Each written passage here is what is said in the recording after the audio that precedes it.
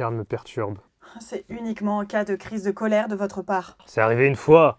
Pour tout de même éviter ce genre de procédure. C'est pas... Vous êtes instable. Dois-je vous le rappeler? Bon. Des souvenirs de cette première journée? Non, toujours pas. Si je vous dis le prénom Théo, cela ne vous rappelle rien?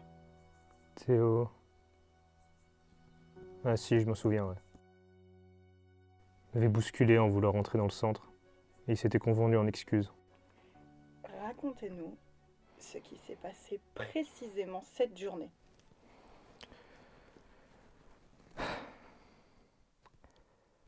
Je m'étais arrêté devant le centre. Je le fixais.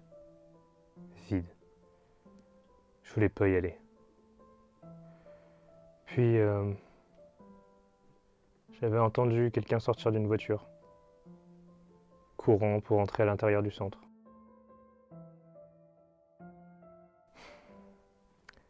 Je m'étais retourné, attiré par le bruit. Je m'étais retrouvé au sol, lui m'entraînant dans sa chute. Je m'étais égratigné par terre, sur le bitume. Il était à côté de moi. Il mit quelques secondes de plus pour se relever. On s'est regardé, et puis, sans que je ne sache réellement pourquoi, il s'est remis au sol, à genoux, au bord des larmes. Je me rappelle de ses expressions. Je suis désolé, pardon. Je lui ai filé mon bras, il l'a pris, avant de se sécher les larmes. Théo, ce que j'appelle un fanatique. Un fanatique des héros peuplant ce monde. Grand gradé, haut gradé, grand militaire, en passant du plus gentilhomme au plus grand des sauveurs. Il me citait par dizaines des noms que je connaissais pas. Sauf un. John Pietra. Un grand militaire de la guerre des 14 ans. Il faisait partie des troupes supérieures. Les troupes envoyées au front en première. Il avait accumulé 20 ans de carrière avant de perdre son bras à cause d'une tumeur. Je sais qui est John Pietra.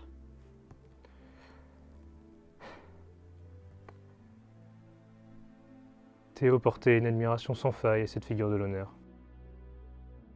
Du coup, sans que je sache trop pourquoi, il me parlait de ce John. Il me disait ce qu'il avait fait, me rabâchant des histoires que j'avais déjà vues des dizaines de fois à la télévision.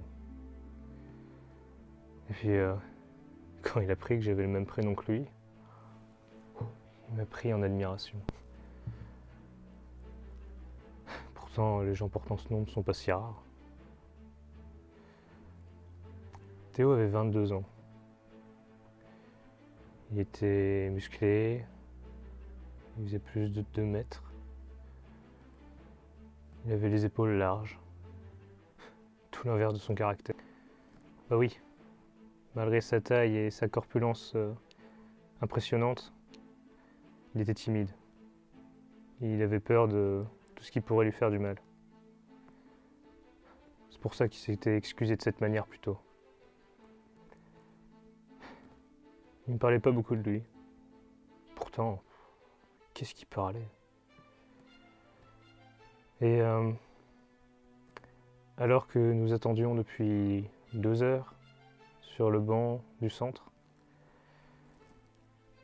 je lui ai posé cette question.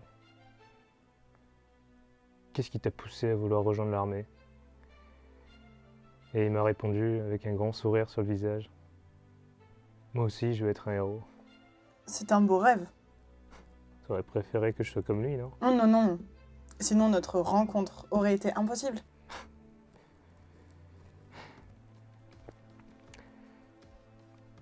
La sonnerie retentit. Nous sommes allés au centre de la place, face auquel se trouvaient d'énormes escaliers en marbre. sur lesquels étaient posées 2 personnes. Une femme, cheveux bruns, portant un uniforme, et un homme, plus grand, mais en retrait. Les 2 étaient statiques et silencieux.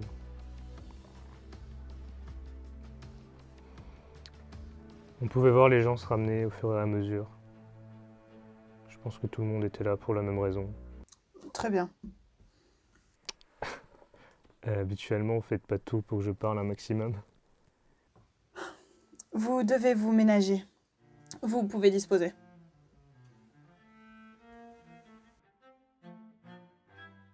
Compte rendu de la 3e intervention sur le sujet 4780, 22 années 470 du calendrier militaire.